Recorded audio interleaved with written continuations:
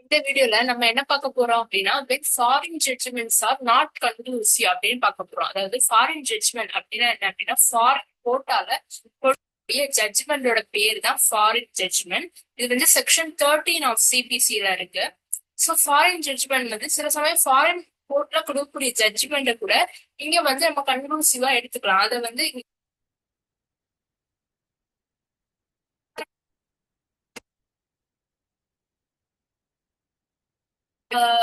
Conditions அதை வந்து satisfy பண்ணியிருக்கணும்.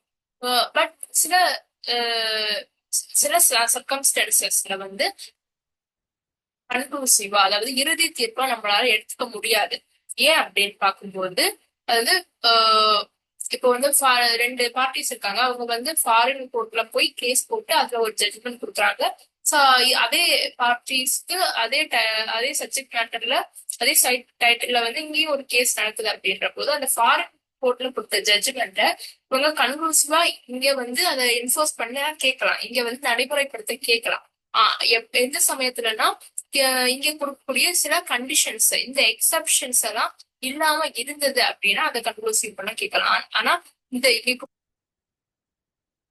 அப்படின்னா அதை வந்து ஃபாரின் ஜட்ஜ்மெண்ட்ல கன்க்ளூசிவா எடுத்துக்க முடியாது. எப்போ அப்படின்னா where it has not been pronounced by a court of competent jurisdiction. அதாவது அதுக்கு சரியான கம்பீட்டன்ட் ஜூரிஸ்டிக்ஷன் இல்லாம இருக்கும்போது, கம்பீட்டன்ட் ஜூரிஸ்டிக்ஷன் என்ன அப்படின்னா அதுக்கு சரியான அதாரிட்டி பவர் அந்த சப்ஜெக்ட் மேட்டரை டீல் பண்றதுக்கான சரியான அதாரிட்டி இல்லாம இருந்தா, where it has not been given on the merits of the case. அதாவது அது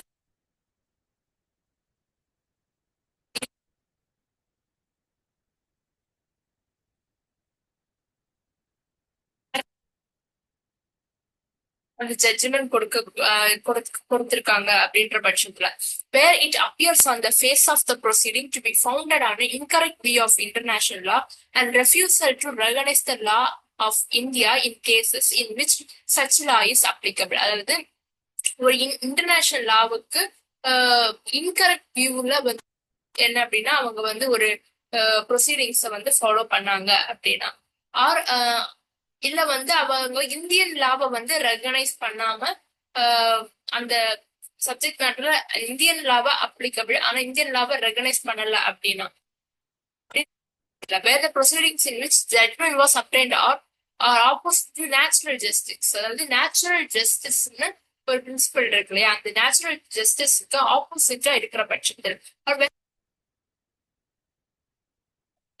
அந்த proceedings fraud பண்ணி அதன் மூலமா கிடைக்கக்கூடிய judgment or where it sustain a claim founded on the breach of any law in force in India. இந்தியாவில் இருக்கக்கூடிய லா இந்தியாவில என்ஃபோர்ஸ் பண்ணக்கூடிய ஒரு லா வந்து பிரீச் பண்ணி அதுல இருந்து அந்த அதன் பண்ற மாதிரி அந்த ஜட்ஜ்மெண்ட் இருக்கிற பட்சத்துல, so a foreign judgment shall be conclusive as to any matter that by directly adjudicated upon between the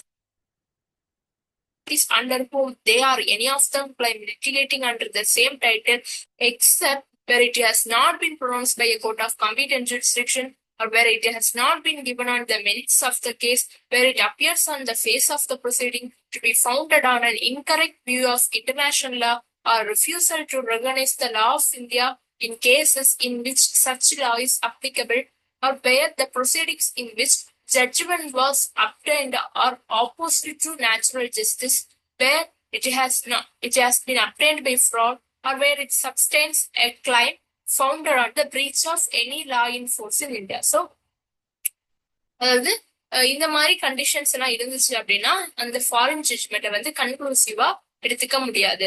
ஒண்ணு கம்பீட்டன்ட் ஜூரிஸ்டிக்ஷன் இல்லாம இருந்துச்சு அப்படின்னா அது கரெக்டான ஃபேர் ஹியரிங் ஆர் அதோட ஃபேக்ட்ஸை ஒழுங்கா கொடுக்காம அது அதை வந்து கிளியர் பண்ணி அதன் மூலமா கிடைத்த ஜட்ஜ்மெண்ட் இல்ல அப்படின்னா incorrect view of international law, refusal to recognize the law of India, or வந்து அது வந்து நேஷனல் ஜஸ்டிஸ்க்கு அகேன்ஸ்டா இருக்கக்கூடிய பட்சத்துல, or it obtained by fraud or any breach of any law in force in India. Keywords வந்து not by a court of competent jurisdiction, not given on the merits of the case, incorrect view of international law, refusal to accept Indian law, proceedings வந்து opposite to natural justice, or judgment obtained by fraud or founded on a breach of law. So இதுக்கு ஒரு கேஸ்ல இருக்கு, Sathya versus Teja Singh அப்படின்ற ஒரு கேஸ்ல வந்து husband வந்து எனது எக்ஸ்பார்ட்டி டைவர்ஸ் டிகிரி வந்து யூஎஸ்ல வாங்கியிருக்காங்க.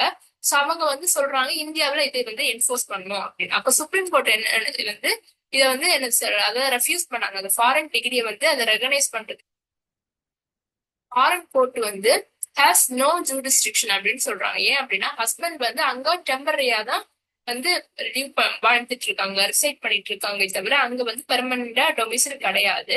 So the decision was not on the merits because the wife was not properly here. அது ஒய்ஃபோட சைடு ரெண்டு சைடையும் கேட்டுதானே ஒரு ஜட்ஜ்மெண்ட் கொடுக்கணும். ஒய்ஃபோட சைடை வந்து ப்ராப்பரா ஹியர் பண்ணல. ஸோ இது வந்து செகண்ட் கண்டிஷன்ல வரும். அதுக்கப்புறமா ஃபர்ஸ்ட் கண்டிஷனும் வருது, செகண்ட் கண்டிஷனும் வருது. நோ ஜூரிஸ்டிக்ஷன் வந்து அதுக்கப்புறம் ஒய்ஃபோட side not hearing. So it was not given on the merits of the case. So ஜூரிஸ்டிக்ஷனும் இருக்கு, merits. So the decree was against Indian public policy அப்படின்னு சொல்லிக்கிறதுனால ஃபாரின் ஜட்ஜ் வந்து என்ன அப்படின்னா இதை வந்து கன்க்ளூசிவா இங்க எடுத்துக்கப்படுது. அதுதான் வந்து இந்த கேஸ். தேங்க்யூ. இந்த வீடியோ பிடிச்சது அப்படின்னா லைக் பண்ணுங்க, ஷேர் பண்ணுங்க. உங்களுக்கு ஏதாச்சும் ஃபீட்பேக் இருந்துச்சுன்னா கமெண்ட் பண்ணுங்க. தேங்க்யூ.